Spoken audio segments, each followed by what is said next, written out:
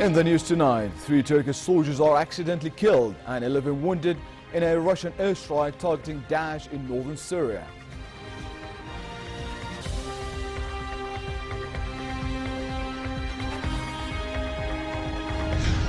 Two Gazans are killed and 5 injured after Israeli warplanes target a tunnel between Egypt and the besieged enclave.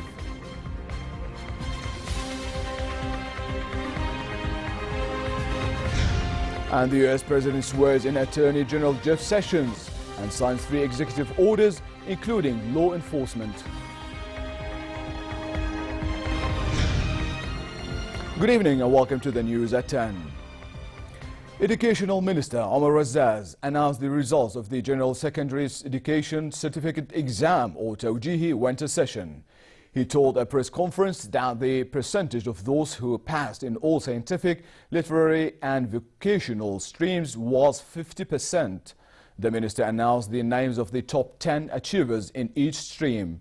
He told reporters that starting the next academic year, the Tawjihi exam, which decides the students' admission to university, will be held in 1 session instead of 2.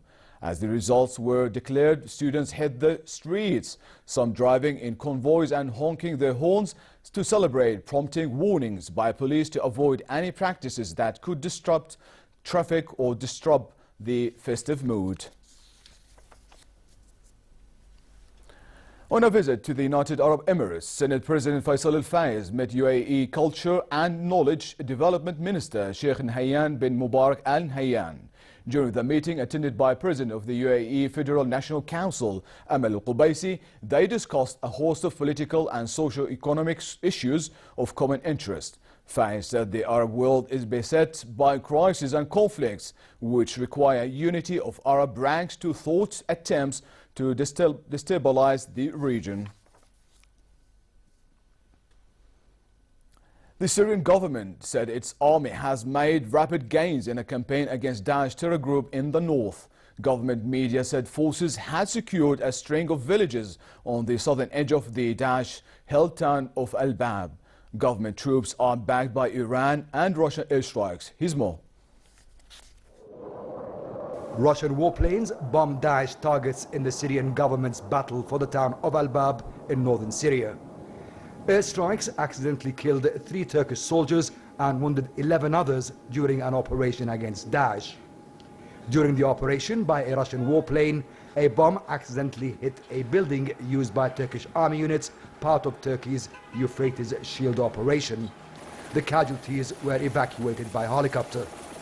The Kremlin said Russian President Vladimir Putin had called his Turkish counterpart Tayyip Erdogan and expressed his condolences, blaming the misdirected strikes on poor coordination between Moscow and Ankara.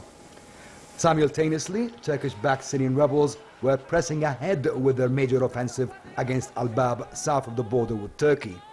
The capture of the town would deepen Turkish influence in an area of northern Syria where it has created a de facto buffer zone. Al-Bab is a major economic hub for Daesh militants and lies on a key crossroads for the region north of Aleppo. The Turkish military said it had killed 44 militants in aerial and artillery strikes in northern Syria. 5 Turkish soldiers were killed in the clashes. The deadly incident involving Turkish soldiers highlighted the risk of unintended clashes between the numerous outside powers involved in Syria's complex 6-year-old war. Late Shankiti for the news at 10. 2 Gazan young men were killed and 5 others injured after Israeli warplanes targeted a tunnel between Egypt and the besieged enclave. A few hours earlier, a Daesh-affiliated group claimed responsibility for the firing rockets towards Israel's Red Sea resort of Eilat from Egypt's Sinai Peninsula, an attack that Israel said caused no damage or casualties.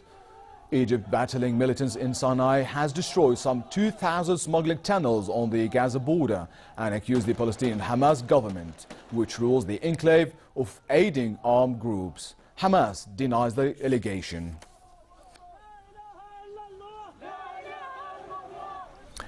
In Israel, a Palestinian man opened fire in a market, injuring 4 people before being arrested by police. A police spokesman said the man from the West Bank opened fire with an automatic weapon in the city of Petah Tikva near Tel Aviv. He shot 2 people in the legs and 2 others were also injured. In the occupied West Bank, Israeli forces arrested 18 Palestinians during military raids in a number of cities. The occupation army carries out daily search and arrest raids across the West Bank.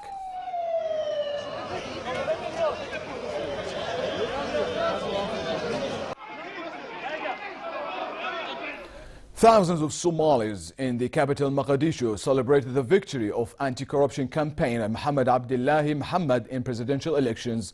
Mohammed, a dual U.S. Somali citizen, faces an uphill task as the country faces amid an impending food crisis, empty coffers and an Islamist insurgency. Mohammed told lawmakers shortly after his election that his core value is justice to help the poor. Protected from militant attack inside the heavily fortified airport compound, lawmakers voted yesterday to elect Mohammed, who ran against incumbent Hassan Sheikh Mahmoud. Western donors welcomed his election. The European Union urged him to tackle corruption, while the United States called the transition a step forward. A Kenyan court said it would be unconstitutional for the government to close the sprawling Dadaab refugee camp, housing thousands, mostly people who have fled unrest in neighboring Somalia. At its peak, as Somalis fled conflict and famine in 2011, the camp's population swelled to about 550,000, earning a reputation at the time as the world's largest refugee camp. Nairobi has vowed to shut Dadaab because it says the complex has been used by militants from Somalia as a recruiting ground for a string of attacks on Kenyan soil. But rights groups urged it would hurt Somalis fleeing violence and poverty and accused Kenya of forcibly sending people back to a war zone. The government has dismissed that allegation.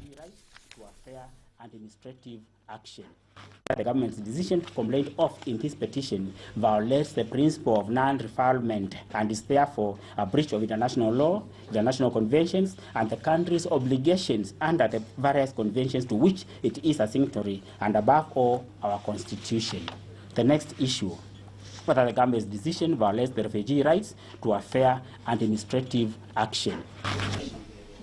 U.S. President Donald Trump used the swearing-in ceremony of Attorney General Jeff Sessions to sign 3 executive orders, they including ones targeting transitional drug cartels and those who commit crimes against law enforcement.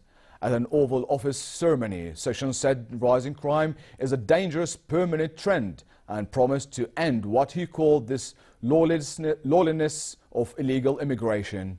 In a separate meeting with airline CEOs, Trump criticized an out-of-date U.S. air traffic control system. He also criticized current modernization efforts as a wrong system and too expensive.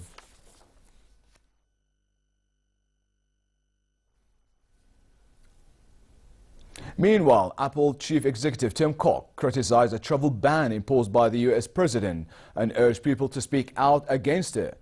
He addressed an audience of students at the University of Glasgow after being awarded an honorary doctorate of science.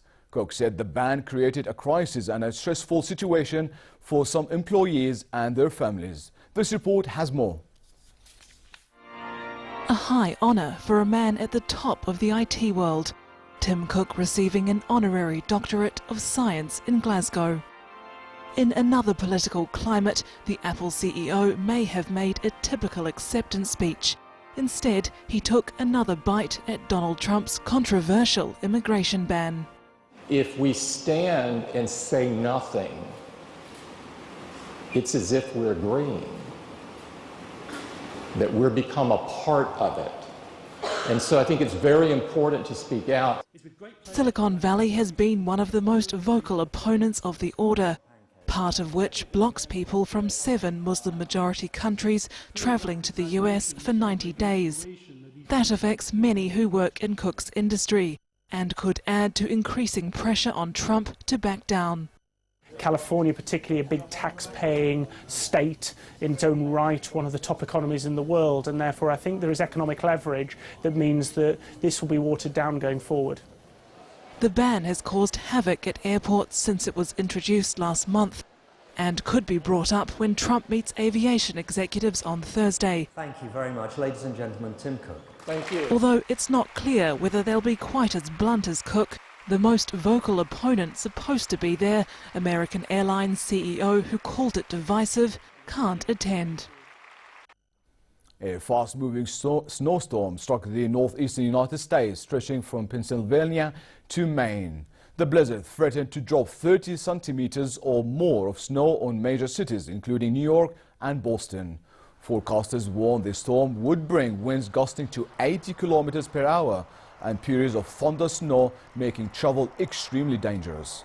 It was the heaviest snowfall the region has seen so far this year. Many school systems in New York City, Boston and Philadelphia were closed and flights were grounded.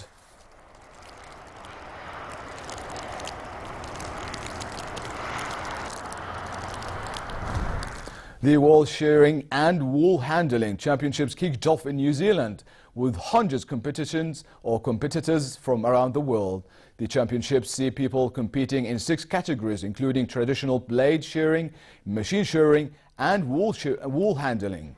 New Zealand are the favorite in many of the events, with nations like Japan trying to get on the scoreboard.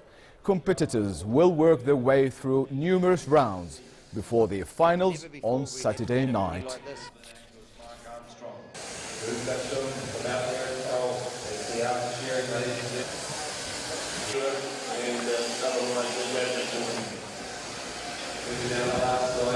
Just over 3 minutes. They can't go.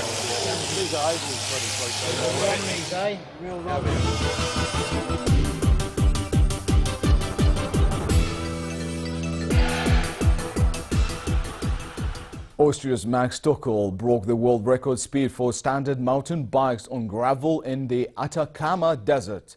In ideal conditions, the 42-year-old reached a top speed of over 167 km per hour on his run down a mountain in the Chilean desert.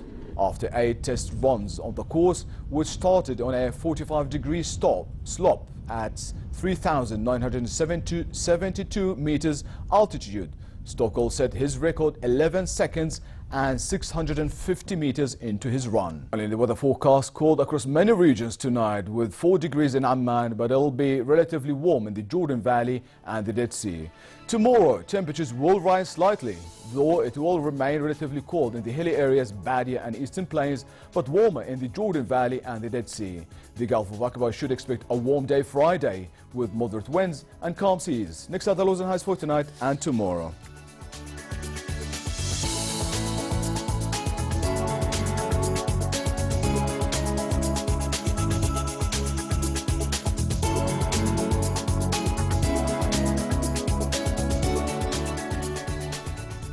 And to close our top stories once again, 3 Turkish soldiers are accidentally killed and 11 wounded in a Russian airstrike targeting Daesh in northern Syria.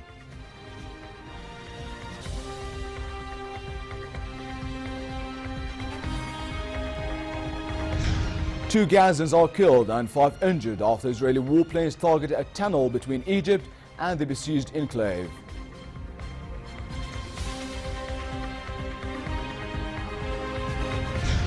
And the U.S. President swears in Attorney General Jeff Sessions and signs 3 executive orders, including law enforcement.